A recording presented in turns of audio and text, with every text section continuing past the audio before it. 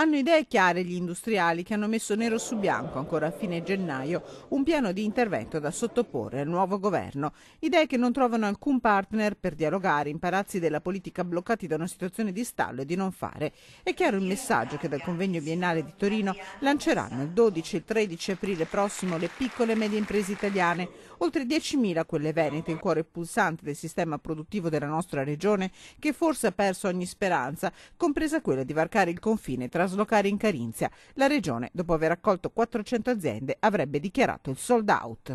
Il senso del non fare, il costo di non fare niente, ha proprio questo tipo di dimensione, di non riuscire a spiegare alle imprese e agli imprenditori quanto vale la pena ancora investire in questo Paese. Bene metà anche il decreto del governo che ha sbloccato i debiti della pubblica amministrazione nei confronti delle imprese. Di fatto emerge con chiarezza che il governo non ha chiaro l'intero ammontare di questo debito e poi si potranno avere subito 2,3 miliardi di euro e i restanti 37? Abbiamo ancora delle perplessità, abbiamo ancora un momento forte di discussione perché le procedure per riuscire ad attivare questo sistema di restituzione e di sblocco dei pagamenti sono molto complesse.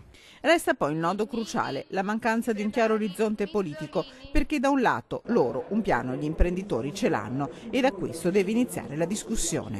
Il piano di intervento è composto in una rinuncia per quanto riguarda le imprese ad alcune agevolazioni e allo stesso tempo spiega in maniera molto concreta quali possono essere le possibilità per ripartire.